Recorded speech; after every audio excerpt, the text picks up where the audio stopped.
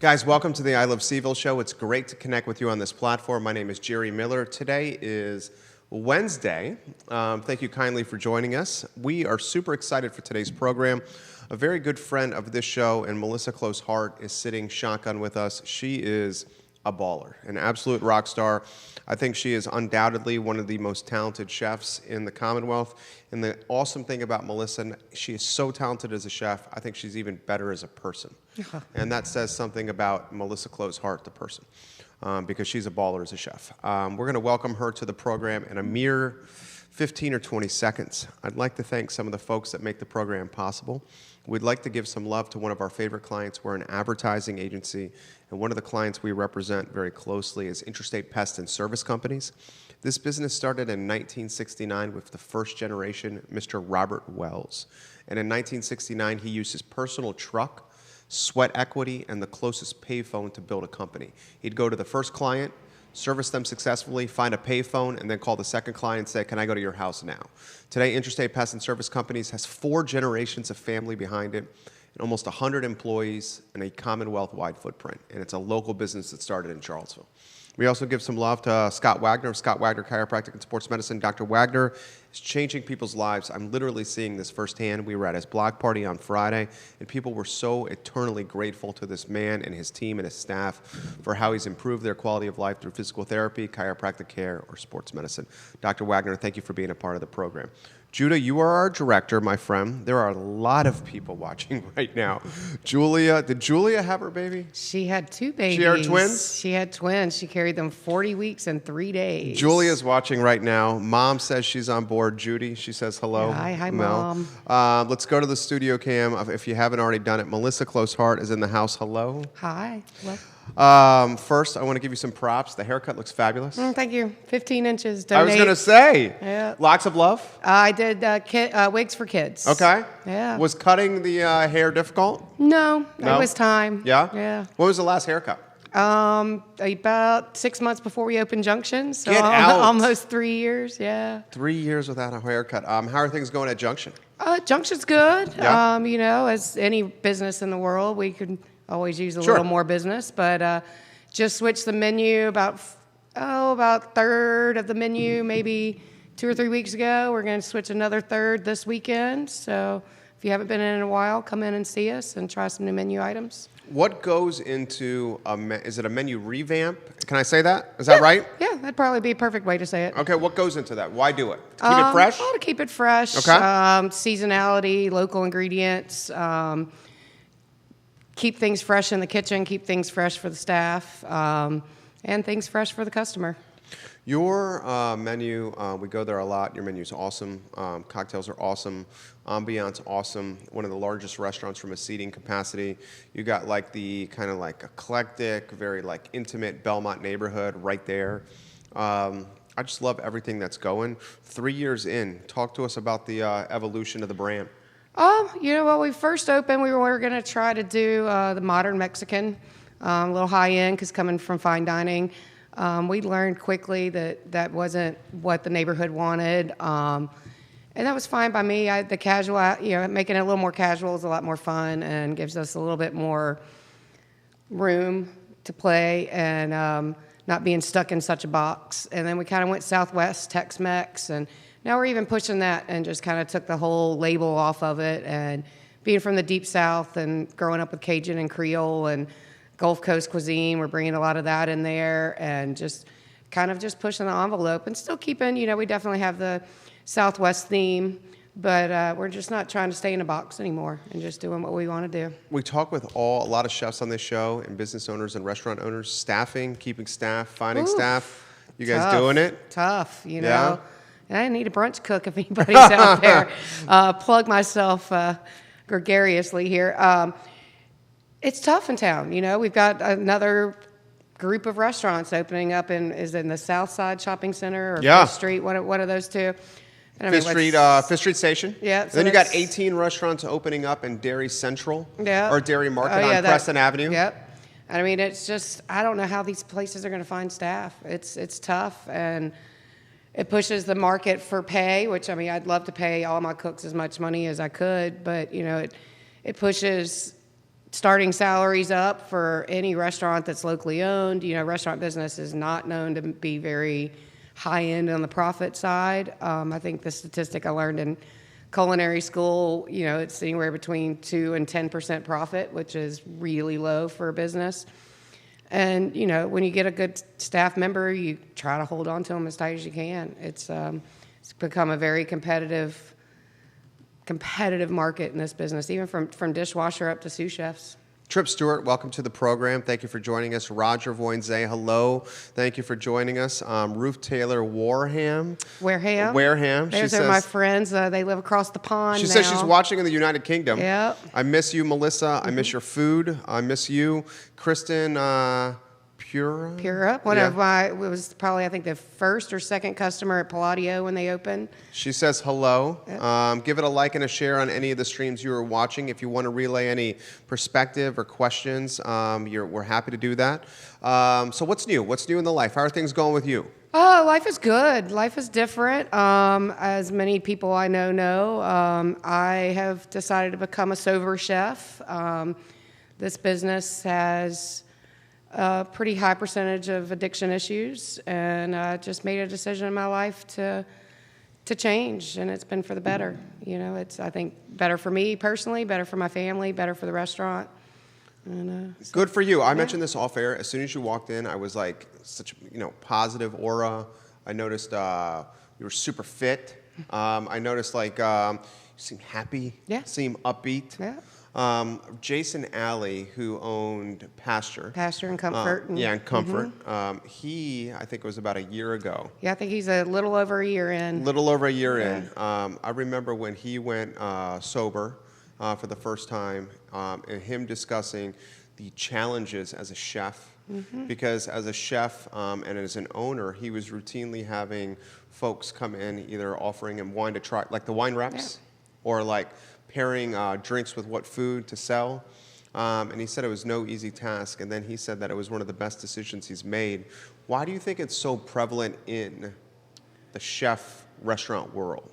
I think, it's a business that are super long hours, not a lot of sleep in between, high adrenaline. So, getting ramped up to go to work and then having to try to put on the brakes at the end of the night just to get a few hours of sleep. I believe one of my chef instructors one time said they estimate somewhere between 65 and 75% of chefs have a substance abuse or mental health, depression, anxiety, those type of things, which go hand in hand with addiction issues. And I think, too, it draws a type of person that's kind of reclusive and behind the scenes and kind of the misfits of society. But is that you? Because, you are so, cool and, likable. And, people are drawn to you. It's, I think I've learned that behavior. I've learned to be this side of it. In fact, doing my first internship for Craig Hartman at the Clifton Inn when he was back there, part of my final with him was because at Clifton, if you ever ate back then, this was the mid-'90s, it was one seating. He came out, he talked about the menu. It was a different menu every night, the history of the inn, roamed the tables at the end of the night. And so as an intern, he made us all do that for one of our last dinners. And he's like, if you want to be a chef, you have to have the personality as well. It's one thing to be a line cook and be a line dog and be behind the scenes, but if you're going to promote a restaurant, if you're going to talk to customers, you have to learn to do this side of the personality. And I'm a extroverted introvert or an introverted extrovert. I don't know which way I go, but I'm very happy alone, very happy by myself, but I do like the social aspect of things. And if you are a business owner or running a business, you have to have this side of it. And it took me a lot of years to be comfortable at it. It's still not my favorite part of the business, but I do love knowing my customers. I do love knowing my city and the people that are in it. And hearing how much they like your food. Yeah, definitely. I got into this for instant gratification. It's a business that you make a dish. It's not, it's not like it's an art form, and it's not like making a sculpture that you put in a museum or a courtyard somewhere and you may hear something later down in the line. It's an immediate answer to whether it was good or not. And that's part of what drew me to it. But you got a lot of chefs watching. Dylan Allwood, welcome to the program. Dylan. Johnny Garver, welcome to the program. Your page is blowing up right now. I'm going to relay a lot of positivity on your page. Daniel Kaufman from Public, hello. Nice. Thank you for watching. Chad Bowers, Melissa, you look absolutely fantastic. This is middle school and high school. I think we went to middle school together as well. I know high school. Julia friends. says you're an absolute inspiration for all of us. I love you so much. Go, Mama. Ruth says I'm so proud of you. You're going to have to help me with this one. Is it Ajela Abdullah? Ajayla. She Ajayla was one of Abdullah. my first interns when I was a chef at Palladio. She's a New England culinary grad, as I am, and She says that. She says, you're an awesome chef. I would not be half the cook I am without having had the experience of working in your kitchen and under your guidance. oh, thanks, Ajayla. She's now a cheesemonger in Chicago. She was actually just here recently for the cheese competition in Richmond and came and saw me at Junction. So Richard, which is that your father? that's my dad. Mom and Dad are so proud of you. Thanks. I think, do you feel like you're a leader? You like here's what I think, okay? And just from my standpoint, it takes a lot of courage to say what you just said. Yeah. You said you're 64 days sober. Yes. I think a lot of folks, close friends of mine, have not been as open about it. You went very public in a Facebook post. Mm-hmm. You got 9 states, a lot of Charlottesville, a lot of Richmond watching you right now. You're very public. Do you feel like, as someone who is a leader, whether you want to admit it or not, you are a leader, that you have to embrace it and I don't know if I have to embrace it. It was something I actually debated about being public about. I think for a couple reasons, like I was saying earlier, this is a business is alcohol centric. There are a lot of people that suffer. I mean, there's tons of people in this business that are reasonable, responsible drinkers as well. But it is a business that is wrought with different mental issues, and we go back to Anthony Bourdain, excuse me, one of my idols. It brought to light when he passed away about anxiety and depression and the issues that it causes in any aspect of life, not just the restaurant business. And I debated back and forth and talked to my husband about whether I would be public about it or not. And 3 main reasons. First off, I'm pretty damn proud of it. Second, if I can help one person that's suffering to come forward and get help, that's one person saved. And also it's, a little selfishly, it holds me a little bit more accountable. And it does kind of take away the things like Jason Alley was talking about, that if people know and my customers know, my purveyors know, I won't be approached all that often about, here, taste this wine, or here, do this. I've had enough years of drinking under my belt that I think I can pair wine. Right, you already have the palate. Yeah. So that part's not scary to me, but it does, it's one more level of accountability. And I'm a stubborn woman, and I know that there's going to be challenges, and there's going to be triggers, and there's going to be mountains to climb, but I'm stubborn enough that I feel like this is my lifestyle now, and I'm very happy with it, and couldn't be happier with the decision I made. I love it. Carrie Hogan, go Mel, woot woot. David Jennings, so proud of you for taking such a healthy step forward. Charlie Mayer, great job, Melissa. Give it a like and a share if you'd like to relay some positive perspective. Do it, and I'll pass it along to Mel. How about with Matty? Talk to us about Matty and the dynamic, how it went with Matty in this. I mean, Matty, your man is, I love your man. I love him too. I mean, Matty Hart is the man. Yes. Talk to us about Matty and the whole process. It's a family process of this part. I mean, there's a lot more to it than just me getting sober, but he's been my rock. And, we get up in the morning and have coffee together. Our family's improving. My whole life is improving by it. It's not going to be what rules my life, but it definitely has changed my life. And he supports me no matter what. And I couldn't have done it without him. Laura Fonner says, I love you, Mel. I absolutely love you. Gilly Garth. Jilly Garth. Sorry, Jilly. I always messed it up. Randomly ran into her at Crozet Pizza, and she's like, hey. And I'm like, hey. She's celebrating her birthday this weekend with us at Junction with a party. So she says, recovery is amazing. Thank you for sharing your story. I love you so much. Anything you want to put in the stream, I'm happy to relay to her. 13 states now watching. We have a little over 5,000 people watching the show right now. Helmut Warham. That's my other friend that's in UK. That's okay. So we have Ruth and United Kingdom watching. Yep, he's a chef instructor at one of the military bases there. He worked at a technical high school in Richmond and ended up getting a job with the military and teaches culinary, and his wife teaches theater. She's Helmet says you are the bomb chef. You are dynamic. A lot of people giving you some props. I think that you really are moving people. Neil Williamson is watching. Aaron King from Feast is watching. Live on 9 Facebook pages right now across the I Love CVille network. Welcome, Caitlin, Michelle, Wes. I was hesitant of how I was going to bring this up because since I've had my kid, have become almost in some ways much more emotional than I've ever been. Before having my son, my wife used to always say that you have the intimacy and the emotional skill set of a stone.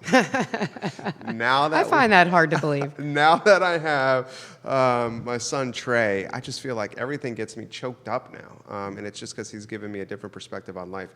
But I wanted to bring up Sarah Humphrey's passing, and you knew her as well as anyone.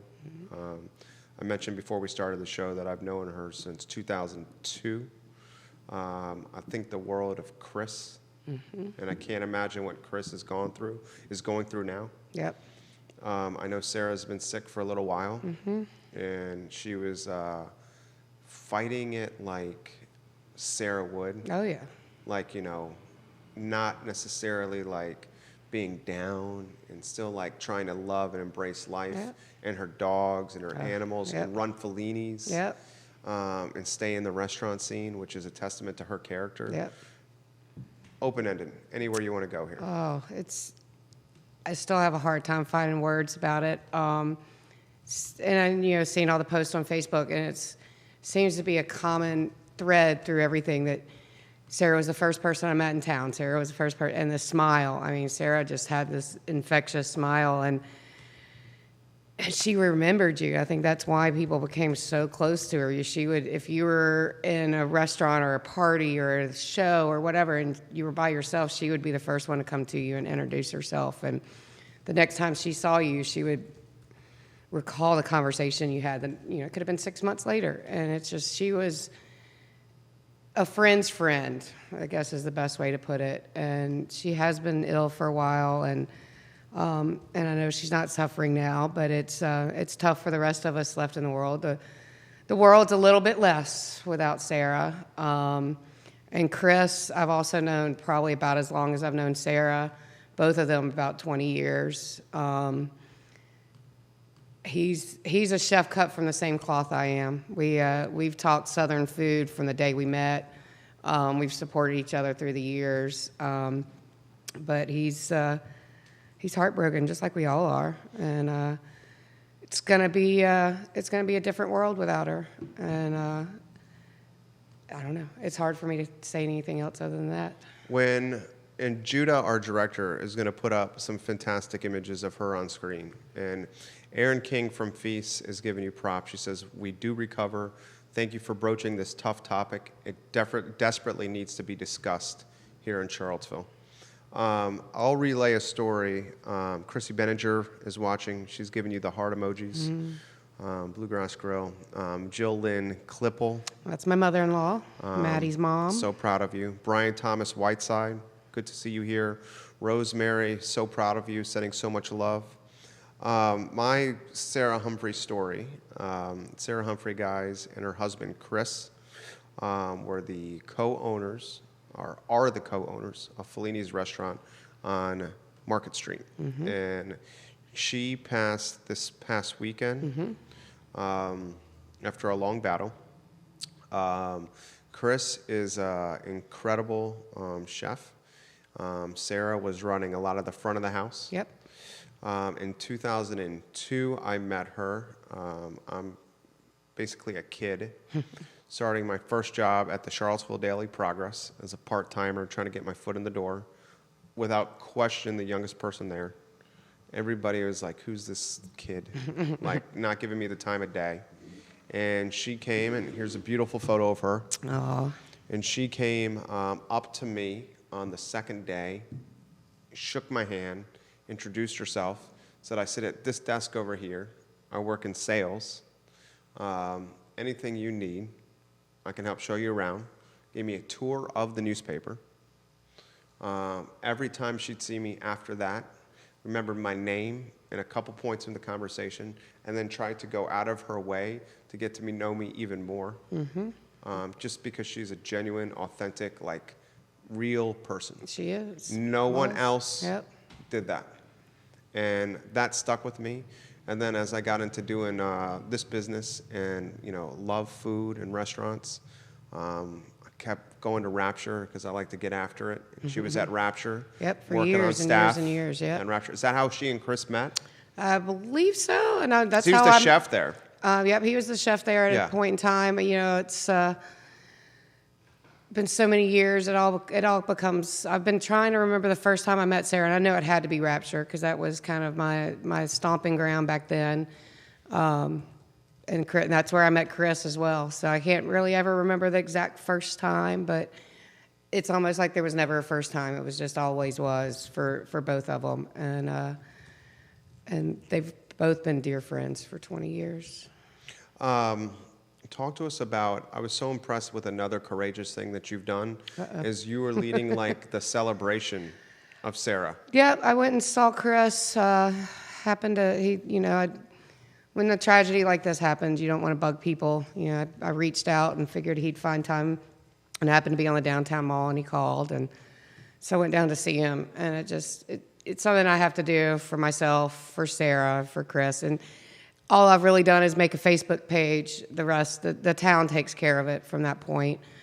Just making sure and organizing, a little bit of the food side of it, and delegated out who's going to take care of the music, who's going to take care of the drinks in the front of the house, and it's really just the whole network coming together to do it. I just happen to be the one to spearhead it, and I've just. Delegations is one thing I've always not been super good at, and I'm trying to be better at. So this is a good one to do. But we all are just coming together so Chris can be there with his family and friends and not have to think or worry about this. Sarah was a big person in this town, and it's going to be a big celebration. But yeah, it's a lot of stories will be told, a lot of laughing, a lot of crying. I'm sure a little bit of screaming, a lot of dancing, some singing. She was really into music. She was. I've already had a ton of people come out and want to say that there's certain songs they want to come and play. So I think it's going to be kind of a open mic. And so if anybody wants to play, that it just kind of get in touch with someone and we'll figure it out. I'm sure it'll be a sign-up sheet or something. A lot of it's still very fluid of how we're all going to run everything. I'm going to be there pretty early and do a lot of setup and be there early to say my condolences. How's Chris doing? As good as be expected. He's doing better than I think I would have, but he's, if I lost Matty, I'd be a basket case, and he's going through, be the whole steps of grieving, and he's going to go through all of them, and he's, I think, aware enough to know that he's going to go through all of them, which makes me more comfortable with it, and the people that think they're okay, the ones I have a little more worry about, but he's hanging in there. Chef, is it Michelle LeBourne? LeBourne. That's my little Frenchy chef that started New England Culinary. He must be watching us from France. He says he's watching in France Yeah. right now. So we have France, 2 people in England, 13 states watching you now. Hi, Chef Michelle. Spotlight the chef and restaurant community in totality. It's so close. Like, we always talk about like the 6 degrees of Kevin Bacon. In Charlottesville, it's like 3 degrees. And then in like the restaurant scene, it's like half a degree. Yeah. It's I've always kind of joked around that it's the incestuous, dysfunctional family. It's always hard for me to remember which cooks work together with which cooks because I had, some people that I worked with at Palladio, that have worked with somebody that worked here, that worked at IBN, that worked here, and you kind of, everybody already knows each other. So, there's so many great chefs in this town, and we all help each other out. I can't tell you how many times I've been on Facebook looking for a dishwasher, and somebody will send one over, or a cook that's off that night will come and work the dish pit, because, some nights it's just nice to put your head down and wash some dishes instead of flipping pans.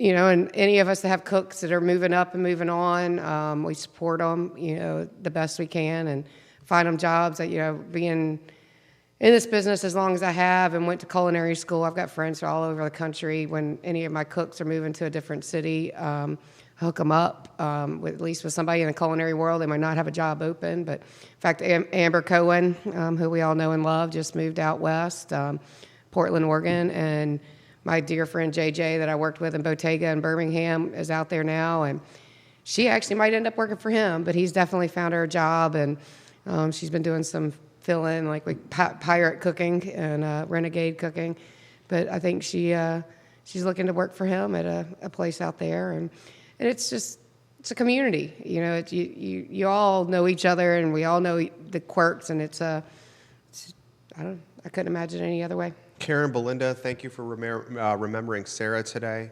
It was something we need to talk about. Charlottesville has lost a great one. JJ Harris, hi, Missy. That's JJ. That's who I was just talking about that Amber's working with. So. Karen says, my girl Amber is rocking it. Yep, right that's now. it. Amber's mom. The folks at the fellas at the Fitzroy say, thank you for broaching the topic of going sober in the restaurant industry.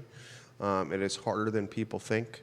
When the restaurant closes, there's nothing open and there's little to do. Yep. And it takes courage to discuss what we're talking about now.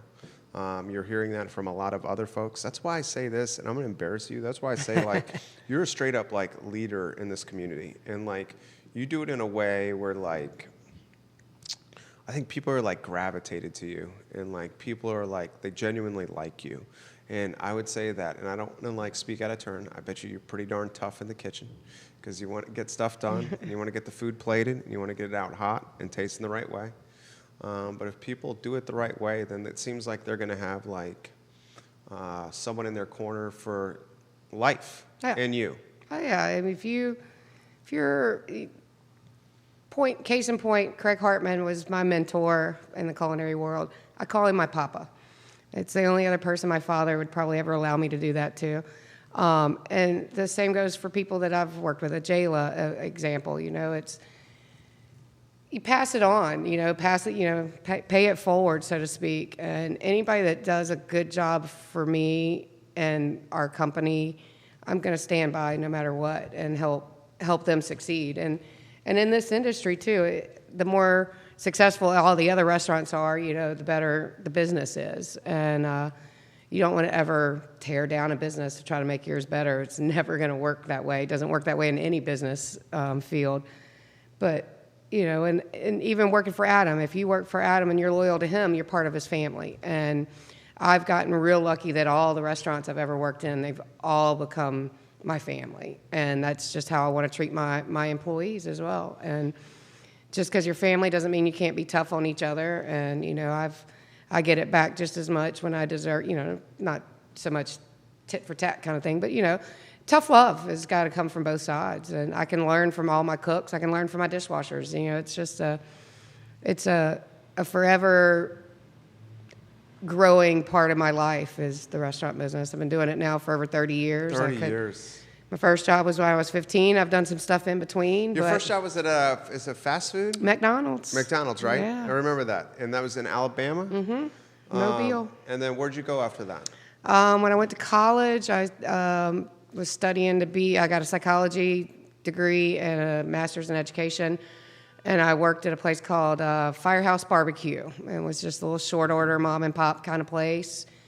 And then I think I was probably 19 or 20-ish. I got my job in a first full service restaurant, and then I just kind of never looked back. I graduated and became a high school teacher, but learned I was a much better cook than molder of our future generations. So I bet you would have been a good teacher. I still use my education. Like I said, I've always got interns in my kitchen when possible. I love to teach cooking classes. If the restaurant ever gets to a good rolling kind of grounds, that I'd like to start doing cooking classes on a regular. Right now, I'm kind of hit or miss out at the Happy Cook with those guys out there. I'll do cooking classes. But at Palladio, after we got real established there, I was doing them once a month. And, you know, knowledge is power, so I don't regret any part of my education. But, you know, I was 22, 23 when I graduated with a master's in education and was teaching high school seniors. So it's, you know, tough, a 3 or 4 year gap. Right. It's not easy, So I, at 27, went back to culinary school. I went to school there in New England Culinary in Montpelier, Vermont. Would you call it one of the best decisions you ever made? It was. Yeah. Couldn't imagine. I just can't imagine doing anything else besides this. And a lot of discussion, especially in the recovery, you get a lot of, well, you can't be in the restaurant business anymore, like how they were saying about being at closing hour, but that's my identity. There's other Folks things. said that to you? Well, I mean, it's always a discussion. It was like alluded to? Yeah, I mean, you have to be, if you're going to be successful in your recovery, you got to look at every aspect of that. And currently, to be honest, I'm not closing. I'm gone at rush. And part of that is to not be there at closing time. And we'll work our way back up to that. But my identity is being a chef. And I know there's other aspects of the business, and I know there's other things I could do. But what are other aspects of your identity, do you think? Of my identity? Yeah. Gosh, I don't even know. Because I see a lot more than a chef. I'm a great friend. I'm you loyal. You are a great friend. I'm a pet lover. I'm a daughter. I'm a mother. One of the few people I know that had pet goats in the city of Charlottesville. I did. We had to give them back. I know you did. I know, because was it your dog was not getting along with the goats? Well, they were having a little hard time getting along. Mainly, it was they. And one of your goats escaped. They and escaped. Sean, who is the barkeep at Peloton Station, told me a story about him walking to work and seeing one of your goats out. I was taking. And he sent a picture. Taking a break at work and flipping through Facebook, and there's Sir William walking down the street, and you're like, oh shit. Yep. And the police were starting to come put them back in our yard. They were breaking into the neighbor's yard who had a beautiful succulent garden that got destroyed. So we had to replace some succulents. They just got to be too much. So they went back. They came from Caramount Farms from Gail. And so they went back to the farm. And she now kind of loans them out as those goat busters to go clear brush and stuff on other people's farms. But yeah, I miss Sir William and Aunt Man. They were adorable, but they were a little more occupied during the summer when the grass was growing. I didn't cut my grass for the whole summer, 1/4 of an acre. They kept it nice, yeah. But once the grass stopped growing, they started eating everything. Screened-in porch, the deck, anything they could find. So it just wasn't city life. So now we're down to 2 dogs and lots of reptiles. Kristen says we have fish too. She'd like to come to more classes. Crystal says you're absolutely amazing. Crystal Graybill. Yep. Matty put 10 heart emojis. In the stream. And like the more, I'm gonna throw this to you and get a little sappy. The more I spend time grinding in this business, I'm doing 70 hours a week. I know you do a hell of a lot of hours too, especially when you're short-staffed. It's like this catch-22 because like I have to grind in the business to keep, the mortgage paid and food, family, and clothes and bills paid. You know what I'm saying? Oh yeah. Keep the family life. Being an adult. Right. But then like because of that, I'm missing like the family time. Mm-hmm. I would think that certainly is the case with you and Matty as 2 chefs. Where I'm going to go with this, and I'm going to throw this to you in general, is like your stepson is thinking about becoming a chef. I know. What do you think about that? Oh, we've always joked that we'd hope he'd do something else, but this year he's a junior at high school at Charlottesville High, and he's doing the half-day program at K-Tech, and signed up for the culinary program, and it's one of the first things he's been truly, visibly excited Passionate about. In a long time, so you don't want to deny that. And the thing is, he knows the business, and he works with us for catering. In fact, he's one of our better catering people. Of course he is. And I remember vividly when Local first opened. Matthew and I just started dating, and I mean we'd probably been together about a year, not married yet. So Jacob's maybe 5.5, 6, and he's squeezing lemons, with the press. The old school heavy iron press, and tossing the lemons over his shoulder and hitting the garbage can every time. And it was just like, God, this, he just has an innate nature in the kitchen. And I think we'd been married maybe 5 years or so. So Jacob was maybe 9, 10 years old. And I was taking a nap, working 70 hours, some days on your day off, and then you nap during the day. And He's like, I'm hungry. Can I cook a steak? I was like, yeah. Do you want me to wake up? He's like, no, I got it. And I woke up, and he's sitting there eating right on the cutting board, cooked himself a perfectly mid-rare steak all by himself, 9 or 10 years old. And so it's in his nature, for sure. And if that's what he wants to do, I'm supportive no matter what he wants to do. And he's not going in it blind. You know, he's worked the long catering days. He's with us almost every Saturday for catering events during the summer. He has a girlfriend this year, so not as many Saturdays that he wants to cater, but he goes with his dad every time, and he does a great job. So if that's what he wants to do, that's what he wants to do. Have I ever asked you on the show how you and Matty met? I don't know. I forget how, I tell this story a lot, but... Can I ask? Sure. How'd you guys meet? When I first started at Barbersville, they do a series of guest chefs. Okay. And our very first guest chef when I got there was C&O Restaurant, when Thomas Bowles was the chef and Matty was the sous chef. And they came out and did this fantastic dinner. Matthew did his butter poached. Is that one of your friends? One of Sarah's best friends out there too. She's watching outside the studio. She just made funny faces. I know, she made funny faces at me. Sorry, excuse me. Matty did this awesome butter poached lobster tail, and we got to talking at the end of the night, as chefs do, sitting out in the parking lot, and came up that they played poker at C&O Thursday nights after the kitchen closed, and that's where I met Adam Frazier, the owner of the local catering in Junction. Adam Frazier, the nephew of the late great Dave Simpson. From C&O, yes. Yeah, the owner Small at the time world, like I C&O. said, incestuous. So incestuous. Dysfunctional family. Especially Charlottesville. So I started sitting in on the games Thursday nights playing poker with them. Low stakes, $10 or $20 buy-in. Adam notoriously would beat me with the one card that could beat me every single hand that we ended up going in together. But Matthew was actually married to Angela at the time, Jacob's mom. They were expecting any day at that point. And Matthew quit to be a stay-home dad, quit the restaurant business, and saw them occasionally. In fact, they'd come to Palladio and have lunch with Jacob in the little bassinet and tagging along.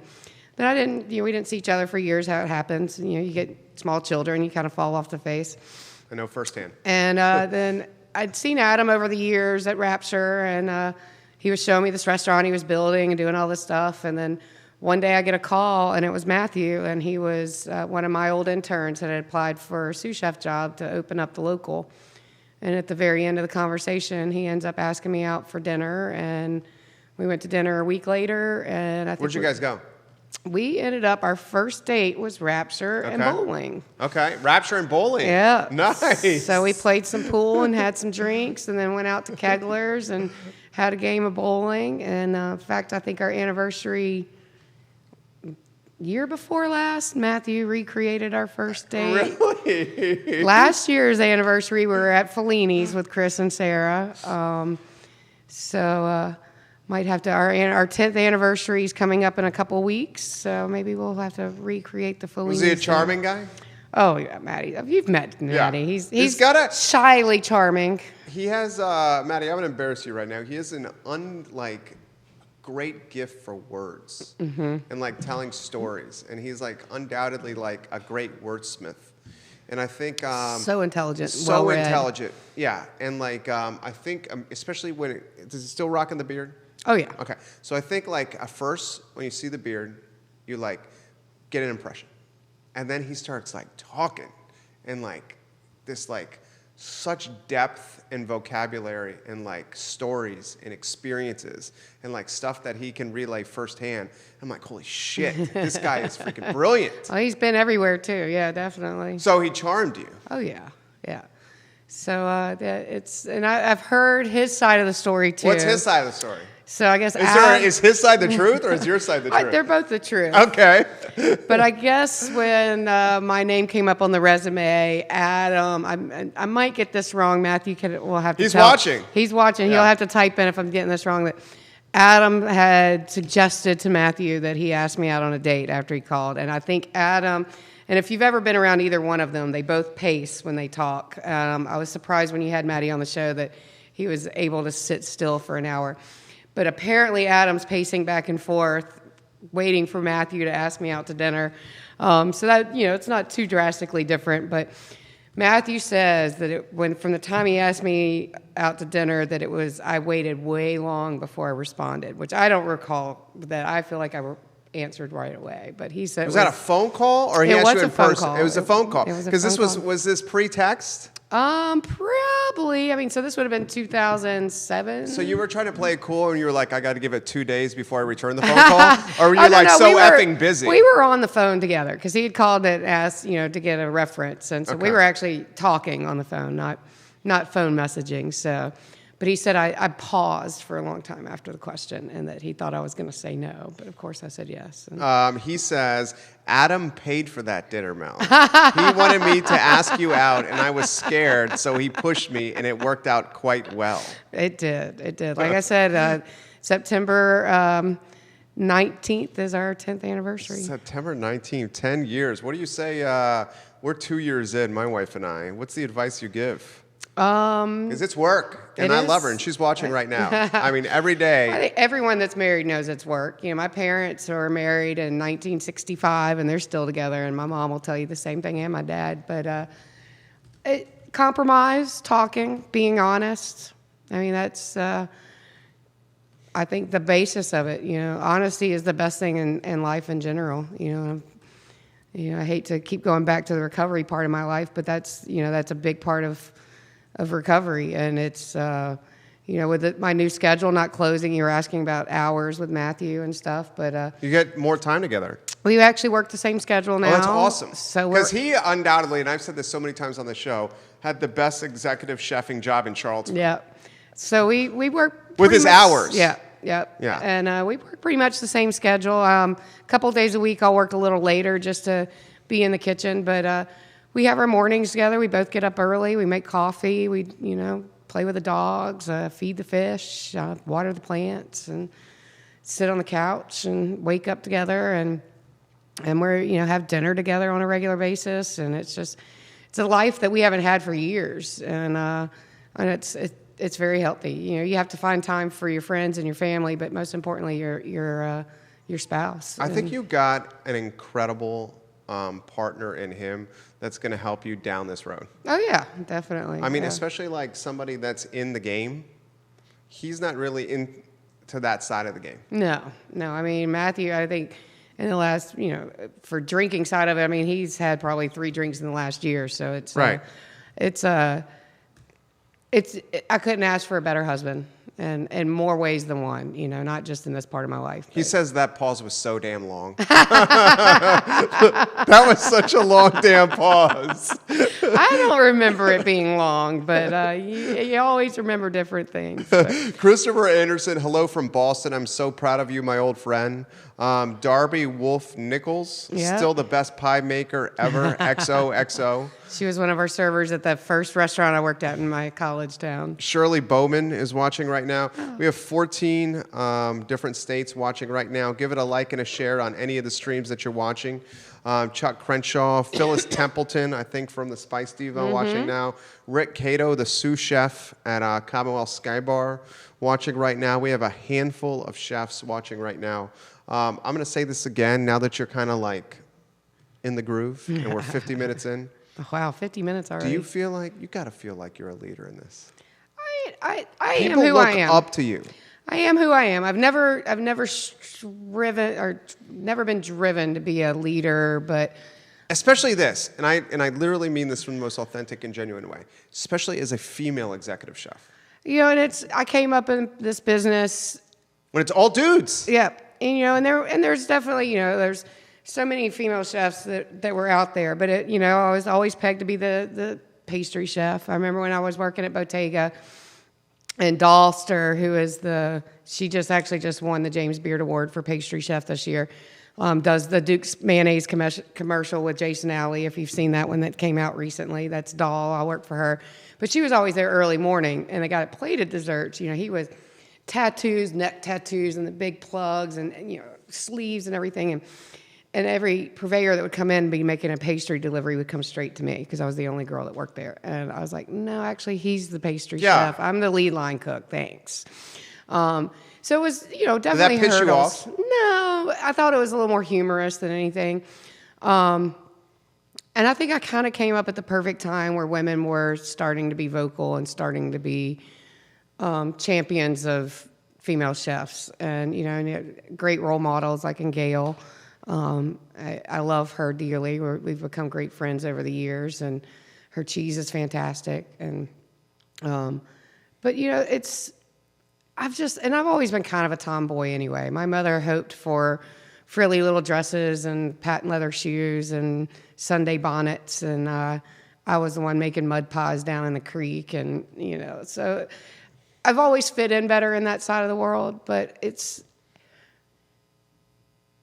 I work to be the person I am, and if it ends up being that I'm a leader, I'm a leader. It's not something, like I said, it wasn't something I was striving for, but if so be it, it is. So. That's one of the things I admire about you is like there's no fronting with you. Like you're like, you wear it on your sleeve. Oh yeah. This is who I am. I don't give an F. This is who I am. This is what I'm going to do. And if you're going to like me, you're going to like me. If you're not, I don't care. Life is too short. Yeah. And I think that's one of your best qualities and why people are attracted to you. Oh, thank you. I mean that. Yeah. I mean that because I think in today's world, so many people front because of the ubiquitous nature of these. Yeah. And everyone's got to have a filter or got to pose in front of the car that's not their car. Yeah. Or something along those lines. And it's in some ways hurting human connection. Oh, I think so. Truly, it's the whole digital stuff it's crazy, and I find myself doing it too. You got to do it for your brand, especially as a chef. Yeah, definitely. You don't advertise the same way anymore, and you do it well. Well, thank you. And I back to Craig Hartman. I attribute him to this side of me being a chef, because I wouldn't have learned how to do it. Because everybody that knows Craig knows. He's a character, and he's gregarious, outgoing, and got the gift of bullshit. But you can't. You just can't put an ad in the newspaper anymore with a pretty little picture of a plate or a radio spot or anything. It's all social media. It's all out there. Nobody reads a newspaper anymore. If they're reading it on their phone anyway. But the human connection part, it's so much different. It's light years away from what it was when growing up in the 70s and 80s. You just showed up at people's houses. You rode your bike around till you found your friends, and I couldn't imagine even as an adult with a friend that grew up in the same era that you just pop over to somebody's house anymore. But it's also, there's a different side of it too.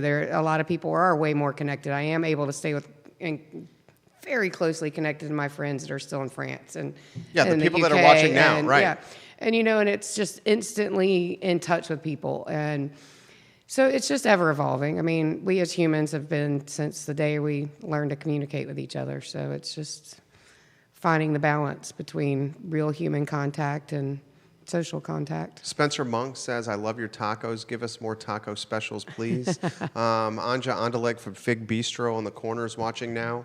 A lot of people watching right now. Throw and wind down the interview with just thanking you. I thought you handled some very tough topics with the class that I knew you would, and you are courageous. You make things look easy. There's a lot of the qualities that you have that I kind of am not, I don't want to use the word jealous of, but I wish I had in myself. And that you are just so content with being who you are, and you're so content with enjoying each day. And then you're also not afraid to broach tough topics with such composure. Thank you. I mean that. Means a lot to me, Jerry. Thank you. I really do. And I think what you're doing with leading that charge with Sarah and her celebration day was amazing. I think Charlottesville's lucky to have you. I'm lucky to have Charlottesville. It took me a long time to find a home. I've been here almost 20 years now. Couldn't imagine being anywhere else. And I feel the same. Traveled all over the country. And my mother, I might have said this in the last interview, she was really happy when I was south of the Mason-Dixon and east of the Mississippi. So it's just close. It's nice to be close to my family. We've got 4 seasons some years. But, it's the old mountains. I lived out in Colorado with all the Rockies. The old soul of the South is just more fitting for me to be in. And so I'm happy to have Charlottesville. It's a great city. And I couldn't imagine living anywhere else. And a new menu Yes. coming out at Junction. Give some props to that. Oh, great stuff coming out. Matthew and I worked together real hard on this. We've got a new great pork belly dish, doing some Double H Farms pork, some Papa Weaver's pork shanks are hitting the menu this weekend. So I'm kind of doing ossobuco style, but Southern at the same time, serving over some green chili grits and braising them low and slow as you should. Got a fried chicken dish on the menu. Get out. Yeah, that's been one of our big popular ones. So like I said, bringing a little bit more of my Southern heritage into the menu and doing a crab and corn fritter that just flies off the shelf. I can't keep enough crab in-house. Yeah, the pork belly's got some pepper jelly on it, which is one of my favorite things in the world. And got a great pepper farmer one of my first farmers from Palladio growing me a whole bunch of heirloom peppers that I make pepper jelly out of. And so just lots of new things come out this weekend. Taste them. So. Get out to Junction, support Mel, support the restaurant. Thank you for coming on the show. My pleasure. And get out and support Fellini's and Chris as well. So. Yeah, Chris Humphrey, guys, support Fellini's. Please get into Fellini's. Sometimes, and why don't we throw this out there? Sometimes, like, you don't, I had a friend pass recently, and sometimes you don't know how to handle it with the loved ones, the really close loved ones around the friend that's passed. Mm-hmm. Like, you walk on eggshells, and you're like, should I say something? Should I not say something? Really, what that person wants, and this was coming from my close friend's family, like the better half, mm-hmm. All that person wanted was people to acknowledge the passing, give them a hug, and say something. Yeah. Where everybody was kind of beating around the bush. Yeah, I mean, it's not anything that, anyone that's lost a loved one, they're really aware that they lost a loved one, and just give them a hug, and, buy them a cup of coffee, do whatever, but there's no reason to dance around it. It's not like anything that they don't know. And we're all adults, and the best thing to do is just give somebody a hug and tell them you love them. Respect. And life is fragile. Life is fragile. Respect. She crushed it, per usual. I knew she was going to crush it. Thank you for coming on the show. Hey, thanks for having me anytime. We will close the show by letting you know where you can find the show after it's aired. We're going to archive the show on ilovecville.com. That's the video and audio component on ilovecville.com. We'll take the audio from today's show and turn it into an iTunes podcast. Both will be up by the time we leave our studio today. We will then, for the next 30 days, take today's show and syndicate it across 17 Facebook pages, 17 Twitter accounts, a daily e-newsletter that reaches over 108,000 inboxes, and of course, position it on ilovecville.com. That's where my wife comes into play. She's managing all these Facebook pages and Twitter accounts, this Instagram account. So I salute my wife for really doing a great job with that while having a computer on one knee and our 17-month-old son on the other knee. I try to close the show with a positive message each day, and it's the same message. I don't make it about religion. I just make it about the golden rule and treating other people how you want to be treated yourself. It seems so straightforward, but we don't live it. Say hi to someone, smile to someone, open the door for someone. Don't get so frustrated in traffic if someone's driving slow, or let someone go ahead of you. Pick up something off the road, throw it away. Treat other people how you want to be treated yourself. Charlottesville, Virginia needs that more than ever. Virginia needs that more than ever. And I'm telling you, our country needs the golden rule more than ever. My name is Jerry Miller. This is the I Love CVille Show. I hope you guys have a good afternoon. Great show. Your hair's blowing up. Thank you for coming on the show. Hey, my pleasure. Oh.